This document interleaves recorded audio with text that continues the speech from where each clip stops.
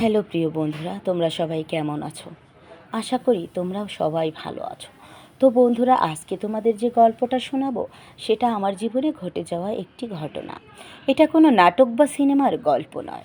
তো বন্ধুরা, চলো দেরি না করে গল্প শুরু করি। বন্ধুরা, আমার নাম শরীফা। আমি ছিলাম আমাদের গ্রামের এক গৃহস্থের এক মেয়ে। বন্ধুরা, আমি যখন কলেজ লাইফ শেষ পর্যায়ে ছিল, তখন আমি ইমন নামের একটি ছেলের সাথে মোটামুটি প্রেম করতাম। তাকে আমি প্রচণ্ড ভালোবাসতাম আর পছন্দ। বিষয়টা কলেজ থেকে শুরু করে এক কান দুকান হতে হতে বাড়ি পর্যন্ত চলে যায়। বাড়ি পর্যন্ত যখনই বিষয়টা চলে গেলেন, আমার বাবা শহরে থেকে ব্যবসা করত আর মা থাকতেন বাড়িতে। আমার ভাই বোন বলতে আর কেউই ছিল না। এক গৃহস্থের এক মেয়ে হওয়ায় আমি ছিলাম বড্ড আদরের। আমার মেজো চাচা, ছোট চাচা আর আমার বাবা, তারা ছিল গ্রামের অনেক নামি দামি লোক, কিন্তু এমন ছিল এক গরিব ঘরের ছেলে। যাই হোক বন্ধুরা, ওর স্বভাব নাকি খারাপ ছিল। হ্যাঁ, ও নাকি নেশা করতো, মেলি বিষয়েও জড়িত ছিল, তারপরে বিভিন্ন মাদকেও আসক্ত ছিল। আমাকে অনেকে বলেছে, কিন্তু আমি কখনোই এগুলো বিশ্বাস করিনি। যখন এগুলা বাড়িতে জানাজানি হয়ে গেল, তখন আমার বাবা শহর থেকে বাড়িতে চলে আসলো, চাচারা সবাই বাসায়। আমি গেট থেকে বাড়ির ভিতরে ঢুকতেই বলল, ব্যাগটা রেখে এখানেই বসে পড়ো আর বলো যা শুনলাম তা কি সত্য। এমনকি তাদের কাছে ভিডিও প্রুফও ছিল। আমার লুকোচুরি করার মতো কোনো স্কোপ ছিল না। আমাকে বারবার একটাই কথা বলা হচ্ছিল যে মিথ্যে বলার চেষ্টাও করো না, পার পাবে না। আমরা সত্যতা যাচাই করেই তোমাকে প্রশ্ন করেছি। এই কথা শুনতেই আমার আত্মা যেন কেঁপে উঠল। আমি বললাম, হ্যাঁ, ইমনকে আমি ভালোবাসি, আর জীবনে যদি কারোর সাথে আমাকে থাকতে হয় তাহলে অবশ্যই আমি ইমনকেই চাই এবং ওকেই জীবনসঙ্গী বানাবো। এই কথা শুনতেই আমার গালে কষিয়ে আমার মা একটা থাপ্পড় মারল। অন্যদিকে ব্যাস, এতক্ষণ তো চাচা উপদেশ দিচ্ছিলেন, কিন্তু বাবা কেমন যেন স্তব্ধ, একটি কথাও বলছে না। আর মা থাপ্পড় মারায় বলছে, ওর গায়ে হাত দিও না, ও যে আমার কলিজার টুকরা।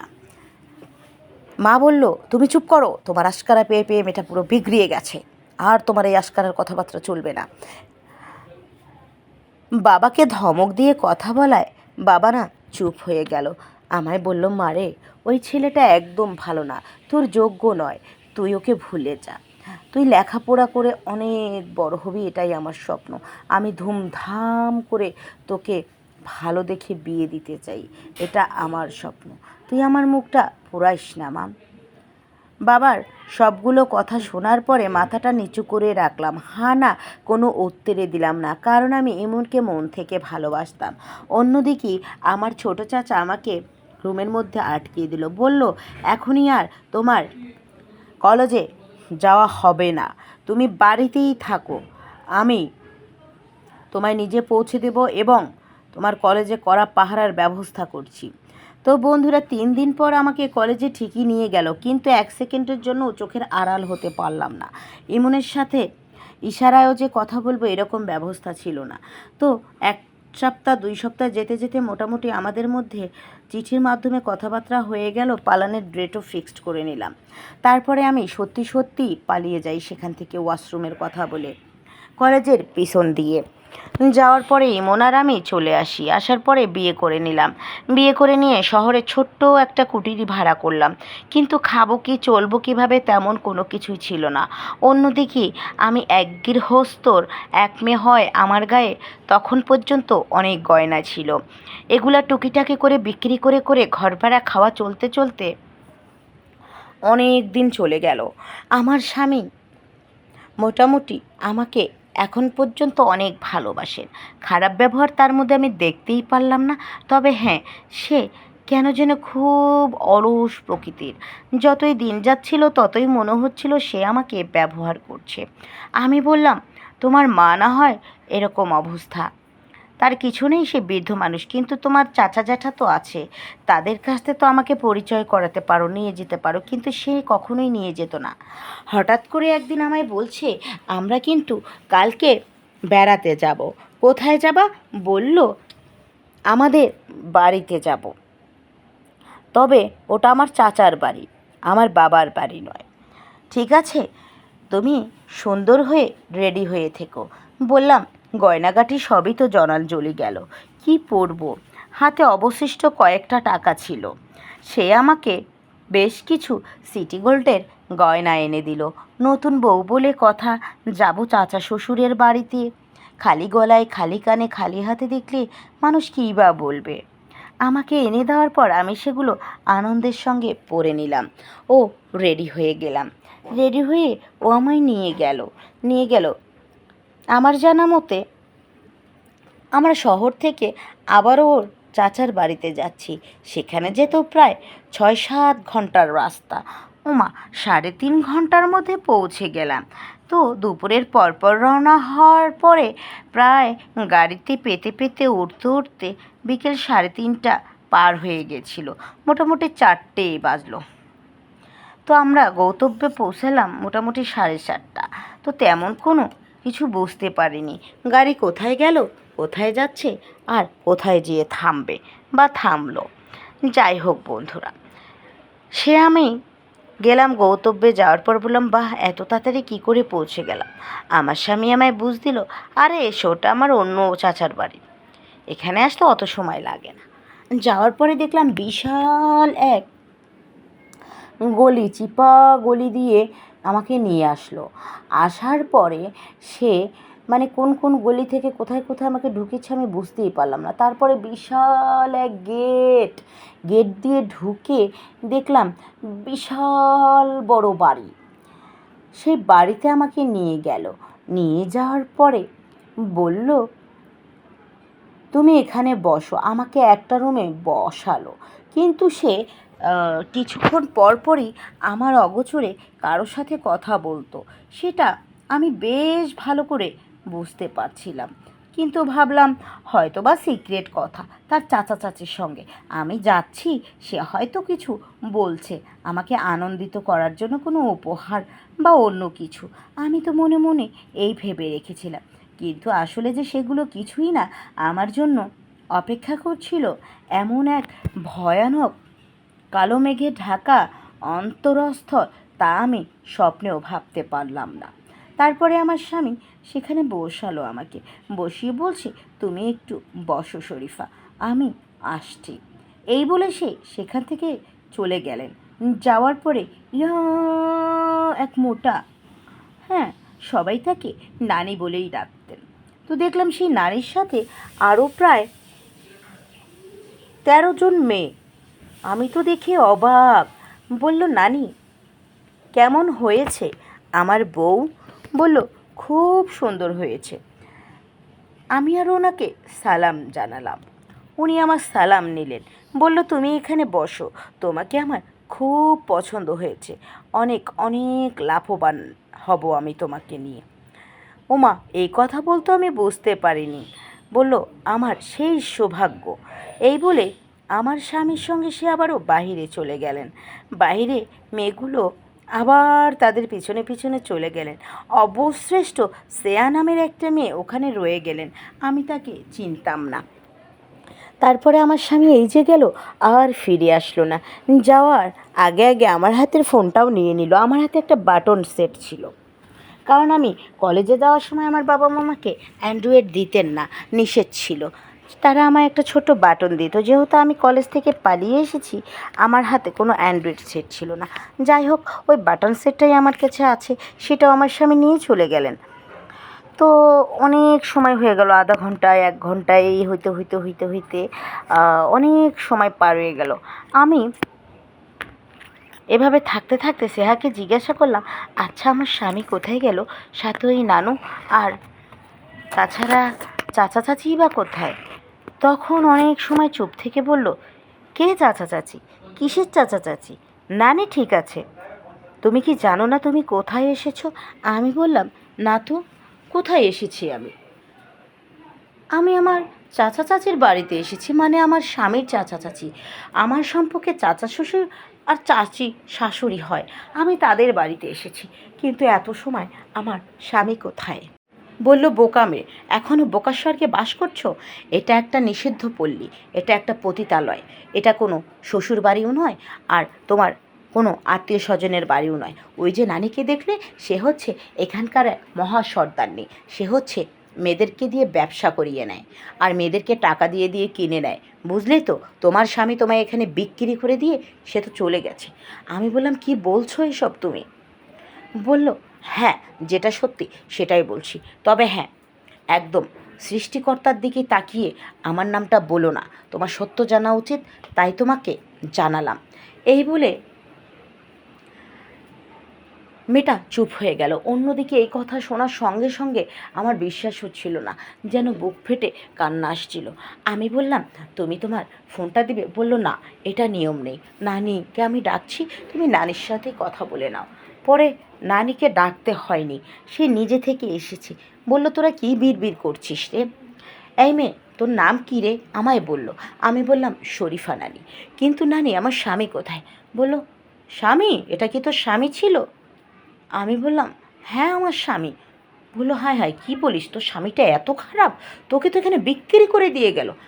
তখন আমি বসা থেকে দাঁড়িয়ে বললাম, এটা আপনি কি বলছেন? আমাকে বিক্রি করে দিয়ে গেল মানে?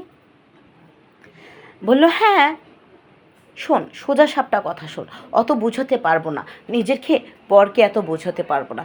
তোর স্বামী আমার কাছে তোকে বিক্রি করেছে, তাও 11 লক্ষ টাকার বিনিময়ে। তুই এখন আমার কেনা সম্পদ, আর এই সম্পদকে আমি একটু একটু করে অংশ বিক্রি করে করে এই টাকা তো উঠবো, সাথে সুদসহ উঠবো। শোন, অত চিন্তা ভাবনা বাদ দে। আর এই যে এই সব পোশাক যে তুই পরে নিয়েছিস না, এই শাড়ি ব্লাউজ না এখানে চলবে না, একটু মডার্ন হ। এসব কানের দুল টুল চুড়ি সব কিছু খুলে ফেলে দে, একটু মডার্ন হ। আর হ্যাঁ, ঠোঁটে লিপস্টিক লাগাবি, ওয়েস্টার্ন ওয়েস্টার্ন পরবি, ছেলেদেরকে আকর্ষিত করার জন্য যা যা করা দরকার সব কিছু কিন্তু তোকে করতে হবে। এগুলা শুনতে আমার চোখ দিয়ে অঝোরে পানি পড়তে থাকে। আর আমি নানিকে বলি, ঠিক আছে, তোমার কথা যদি আমি সত্যিই মনে করে নিই, তুমি তোমার ফোনটা কি আমাকে দিবে? বললো, কেন দেবো আমার ফোন তোকে? বললাম, দেখি আমার স্বামীকে আমি পাই কি না ফোনে। বললো, ঠিক আছে, নে, কিন্তু কোনো চালাকি করবি না, কোনো লাভ হবে না। আর যদি হ্যাঁ, ভুল করে পালানোর চেষ্টা করিস, তাহলে মনে কর নিজের পা নিজে কুড়াল মারবি। ওনার কথা যতই শুনছিলাম ততই যেন ভেঙে তছনছ হয়ে যাচ্ছিলাম। শেষ পর্যন্ত সে ফোনটা আমার হাতে দিলেন। দেওয়ার পরে আমি সত্যি সত্যি ফোন করতে থাকি, কিন্তু phone switch off, switch off, switch off, switch off. অন্যদিকে বাড়িতে যে ফোন করব সে কায়দাও ছিলেন না। কিন্তু সিস্টেম করে আমি বাড়ি পর্যন্ত একটা ফোন করেই দিলাম। ফোন যখনই বেজে উঠছিল, বুঝতে পারায় আমি একটু লাউড কমিয়ে দেই। আমি শুধু এতটুকু বলতে পেরেছিলাম, আমি খুব বিপদে আছি, কোথায় আছি জানি না। এই কথা বলতে ফোনটা আমার হাত থেকে কেড়ে নিলেন সেই নানি। নেওয়ার পরে বলছিলাম না চালাকি করবি না, বলে আমায় থাপ্পড় মারলো। এটা কার নাম্বার? নাম্বারটা ব্লক করে দে। তারপরে নাম্বারটা ব্ল্যাক লিস্ট করে দেয়। আসলে নাম্বারটা ছিল আমার মায়ের। যাই হোক বন্ধুরা, পরে এ কথা বলায় আমার মা ঠিক বুঝে নিয়েছিল আমার কিছু একটা হয়েছে। আমার সাথে কোনো দুর্ঘটনা ঘটার আগেই আমার মা সেখানে উপস্থিত হয়েছে। আমার মা উপস্থিত হওয়ার আগে যে ঘটনাটা ঘটেছে একটা রাতের মধ্যে আমার সাথে, আমি তো সন্ধ্যা রাতে সেখানে পৌঁছে গেলাম। আমাকে মডার্ন ড্রেস পরানো হলো রাতারাতি। আমার গায়ে কতগুলো ইঞ্জেকশন পুশ করা হয়েছিল। আমাকে থানায় নিয়ে আমার ছবি টবি দিয়ে কী সব সিলসাপ করে মেরেছিল, যাতে করে বেচ্ছার খাতায় আমার নামটা তুলে দেয়া যায়। তো বন্ধুরা, এভাবে রাতারাতি সব কিছু করে নিয়েছে। তারপর বলল, একটু ট্রেনিং দে, মেয়েদেরকে দিয়ে কিভাবে হাঁটতে হবে, চলতে হবে, এই সব কিছুই আমাকে শেখাচ্ছিলেন। মোটামুটি রাত অনেক গভীর, ঘুমাই না, চোখে পানি ঝরছে। ভোর 4টার দিকে খুব ভালো একটা ক্লায়েন্ট আসে। উনি সম্ভবত কোনো নতুন জিনিস পাড়ায় ঢুকলেই আসতেন। যতটুকু সময়ে আমি জানতে পেরেছি, সে এসেছে। আসার পর বলল, নতুন মাল, টাকা অনেক বেশি লাগবে। এই বলে আমাকে ওই রুমের মধ্যে ঢুকিয়ে ওই লোকটার সাথে আটকিয়ে রাখা হইল। আমি তার পায়ে পড়লাম, তাকে রিকোয়েস্ট করলাম আর বললাম, ঠিক আছে, আমি আপনাদের সমস্ত কথা শুনবো, তবে আজকের দিনটাই আমাকে সময় দিতে হবে। এই বলে অনেক হাউকাউ করে আমি সেই নানির হাতে মারও খেলাম। আমি যে ওই লোকটার সাথে কিছু করতে রাজি হলাম না। মার খাওয়ার পর বললাম, নানি, আমি তোমার সব কথা শুনতে রাজি। আমি এত বড় একটা শখ খেয়েছি, আমাকে কি একটা দিন সময় দেওয়া যায় না? আমি মানছি তোমরা নিষিদ্ধ পল্লীর বসবাসকারী নরনারী, কিন্তু আমাকে এই নিষিদ্ধ পল্লীর একজন হতে কি একটা সময় দেওয়া যাবে? এতটুকু মনুষ্যত্ব বোধ কি তোমাদের মধ্যে আজও জেগে নেই বলো? একটা দিন চাচ্ছি তো, দিয়ে দাও না। রাত শেষ হয়ে গেছে, শুধু সারা দিনটা। বলল সবাই মিলে, ঠিক আছে, ওকে, আজকের দিনটা দেওয়া হোক। এটা বলে আজকের দিনটা আমায় দিয়ে দিল। দেওয়ার পরে আমি তো গভীর আগ্রহে অপেক্ষারত ছিলাম। আমার মনে বিশ্বাস ছিল যে পৃথিবীর সবাই আমাকে অপরাধী ভাবলেও আমার মার কাছে আমি সেই আদরেরই, আর বাবার কাছে সেই কলিজার টুকরাটাই আছি। মা শত রেগে যাবে আমার উপরে, কিন্তু আমার মা কী করতে পারে সেটা শুধু আমিই জানতাম। অন্যদিকে আমার চাচা জ্যাঠারা কি ছেড়ে দিবে? এতদিন তো নিজের ইচ্ছে আমি তাদের থেকে লুকিয়েছিলাম। আমার সিমটা আমি কলেজের এক কোনায় রেখে এসেছি। আসার পর আমার স্বামীর সিমটা এতদিন আমি ব্যবহার করতাম, সে আমায় একটা সিম কিনে দিয়েছিল। যাই হোক বন্ধুরা, আমি যে ফোনটা থেকে ফোন করেছিলাম, তাৎক্ষণিক আমার কলটা কেটে যাওয়ার সঙ্গে সঙ্গেই আমার মা সবার সাথে আলাপ আলোচনা করে ওই ফোন নাম্বার ট্র্যাকিং করে সে রাতারাতি সেখানে পৌঁছে যায়। আর ঠিক 7:30টার মধ্যেই পুরো বাড়িটা পুলিশ ঘেরাও করে নিল। এত বড় গলি, এত পরিমাণ র্যাব পুলিশ সেখানে গিয়েছিল, তোমরা কল্পনাও করতে পারবে না। তারপরে আমাকে সালামতে আমার চাচা, আমার বাবা আমাকে সেখান থেকে বের করে নিয়ে আসলো, আর আমি খুবই সালামতির সাথে সেখান থেকে বের হয়ে আসলাম। তারপর সেখান থেকে বের হয়ে আমি তো খুবই একটা ট্রমায় চলে যাই। আমার মা আমাকে অনেক যত্ন করে, অনেক অনেক ভালোবাসা দিয়ে মোটামুটি 5টা দিন সে একান্তই আমার সাথে পুরো পরিবার কাটায়। আমাকে দ্বিতীয়বার প্রশ্ন করেনি যে তোমাকে তো নিষেধ করেছিলাম ওই ছেলেটার সাথে তুমি মিশো না, এটা আর প্রশ্ন করেনি, কারণ তারা রীতিমধ্যে বুঝতেই পেরেছিল যে আমি আমার ভুলটা বুঝতে পেরেছি। আমার ভেতরে অনেক অনুতপ্ততা, অনুশোচনা আছে, এটার জন্য আর আমাকে বোঝানোর মতো কিছু নেই। তারা শুধু চাচ্ছিল আমি যাতে কমায় না চলে যাই। তো মা বাবার অনেক আদর ভালোবাসা নিয়ে আমি পরিপূর্ণভাবে সেটা কাভার করলাম। কিন্তু 5 দিনের মাথায় যখনই চলে গেল, তখন সেই ছেলের সমস্ত গোষ্ঠী নাতি থেকে শুরু করে ছেলেটাকে ধরে ফেলার পর ওকে যাবজ্জীবন তো দিলই, সাথে ফাঁসি সাজাও শুনানি দিল। তো বন্ধু, এই ছিল আমার জীবনের সত্য একটি ঘটনা। যাই হোক, এরপরে বহু বছর ধরে আমি আমার লেখাপড়া চালিয়ে গেলাম, এবং আমি আমার দেশে লেখাপড়া কমপ্লিট করে আমি এখন খুব ভালো একটা চাকরি করছি, তাও সরকারি চাকরি। জীবনে যাকে বিশ্বাস করলাম সে আমাকে এভাবে ঠকাবে তা আমি কখনোই ভাবতে পারিনি। তো ঠকে যখন গেছি, নিজের ইচ্ছে কখনো করার আর কোনো কিছু ইচ্ছে নেই। রীতিমধ্যে বাবা মা অনেকবার বিয়ের কথা বলেছে। বাবার বন্ধুর ছেলে আছে, ওর নাম রাকিব। ও আমাকে অনেক পছন্দ করত আগে থেকেই, কিন্তু এই ঘটনা ঘটার পর থেকে সে আরও অ্যাক্টিভ আমার বিষয়টাতে। কিন্তু আমি লজ্জাবোধ করি এখন তার সামনে যেতে। তো এভাবে বেশ কিছুদিন চলতে সে আমাকে জানালো যে সে আমাকে নাকি লাইফ পার্টনার করতে চায়, আর শিকায়তের মতো কোনো অভিযোগ করার মতো সুযোগ জীবনে কোনো দিন দিবে না। আমার বাবা মাকে ওয়াদা করেছে, আমায় করেছে, কিন্তু আমারই কেমন যেন পরগাছা নিজেকেই মনে হচ্ছিল। পরেও আমাকে অনেক বোঝালেন, আর আমার পুরো ফ্যামিলি বোঝালো, ওর বাবা মা বোঝালো, মা তুমি একটা দুর্ঘটনার শিকার হয়েছো, নিজের ইচ্ছে করনি, তুমি তো ভালোবেসেছিলে নিঃস্বার্থে, তোমার ভালোবাসাতে কোনো খুঁত ছিল না, কিন্তু ওই ছেলেটা লোভী ছিল। অপরাধ ওর, অন্যায় ওর, তোমার নয়। তাই তোমাকে নিজের মেয়ে করে নিয়ে যেতে আমাদের কোনো বাধা নেই। তোমার বাবার কলিজার টুকরা ছিলে তুমি, আমাদেরও থাকবে। এত কিছু করছে, এই জন্য আমি আর বাধা দিতে পারিনি। পরে আমি সত্যি সত্যি রাকিবকে অ্যাকসেপ্ট করলাম, আর এখন রাকিবের সাথে আছি।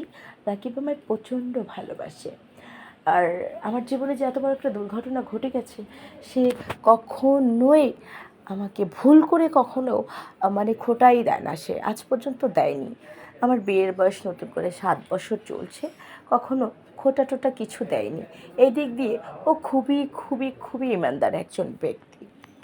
আসলে যদি ও আমার জীবনে না আসতো, আসলে স্বামী কাকে বলে, সংসার কাকে বলে, হয়তো আমার চির অজানা থেকে যেত। যাই হোক প্রিয় বন্ধুরা, গল্পটা তোমাদের সঙ্গে শেয়ার করার কিন্তু একটাই কারণ আমার। আসলে আমরা বাবা মার কথা শুনি না। আমাদের একটা বয়স থাকে, যে বয়সটা আমরা সব সময় মনে করি এটাই ঠিক, এটা ভাল লাগছে, ওটা ভাল লাগছে, আমি ভালোবেসে ফেলেছি। আসলে ওই বয়সটাই থাকে কিন্তু আবেগী বয়স। এরকম আবেগী বয়সে কখনোই এই ধরনের সিদ্ধান্ত গার্ডিয়ানের উপর দিয়ে যেয়ে নেওয়া উচিত নয় আমাদের, যা আমাদেরকে শুধু ক্ষতিই নয়, তছনছ করে দিবে আমাদের জীবনটাকে।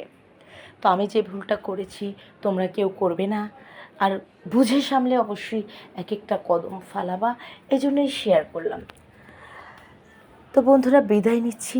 সবাই ভালো থেকো, সুস্থ থেকো। এই গল্পটা বলতে যে আমার অনেক কষ্ট হয়েছে, তারপরেও আমি তোমাদের সঙ্গে শেয়ার করলাম। তো ভালো থেকো সবাই।